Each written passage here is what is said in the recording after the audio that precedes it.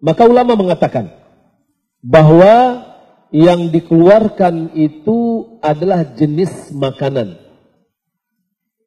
Makanan apa? Makanan pokok, makanan manusia. Ya. Maka kalau seandainya dibawa kepada kita beras, karena itu makan pokoknya.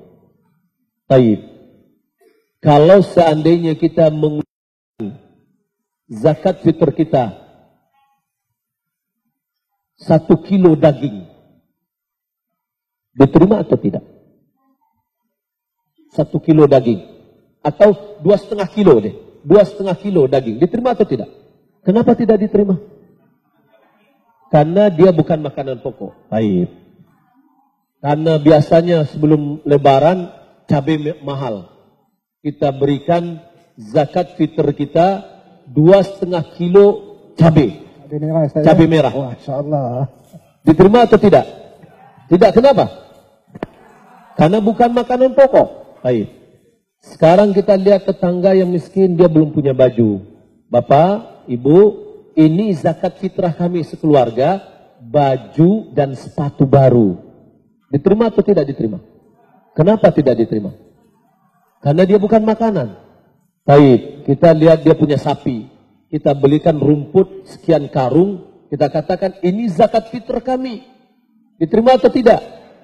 Tidak diterima. Kenapa? Karena dia bukan makanan manusia, tapi makanan binatang. Baik. Kalau begitu, dengan uang bagaimana?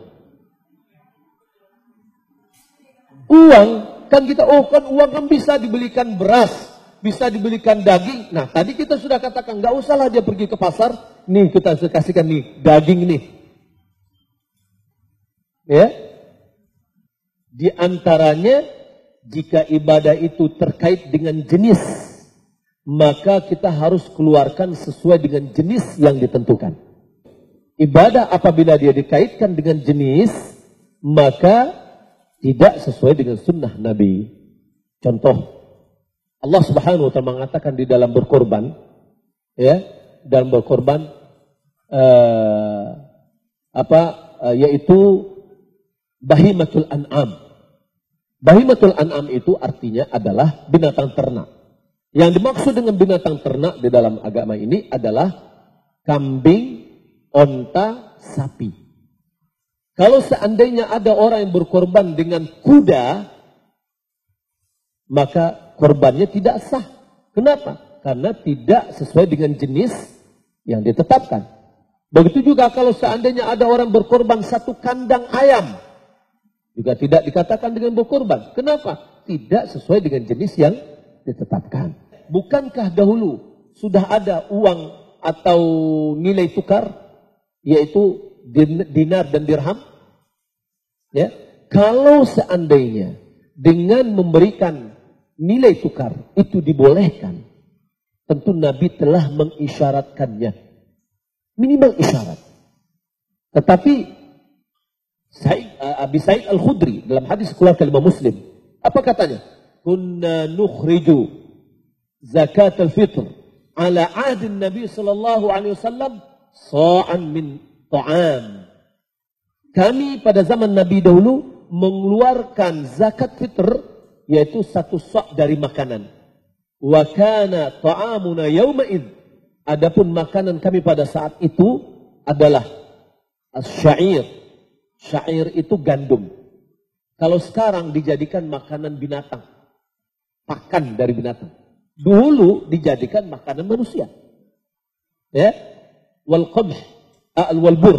Bur itu adalah gandum. Kalau Bapak Ibu lihat ada gandum yang agak kecoklatan, ya, roti kecoklatan itu dari bur. Ya. Lalu al-qit. Al-qit itu adalah susu yang dikeringkan. Dan itu menjadi makanan pokok mereka pada saat itu. Dan juga adalah zabib. Zabib itu bahasa kitanya adalah kismis. yakni anggur yang dikeringkan. Itu makanan pokok mereka dahulu. Dan itu yang mereka keluarkan. Nah, kalau seandainya boleh dengan nilai tukar, tentu Nabi sudah memberikan yang lebih mudah. Ya, Nabi Shallallahu Alaihi Wasallam mengatakan, Aisyah mengatakan, ma khuyyira Rasulullah Shallallahu Alaihi Wasallam amrayni illa ikhtara aisarahuma ma lam yakun izma.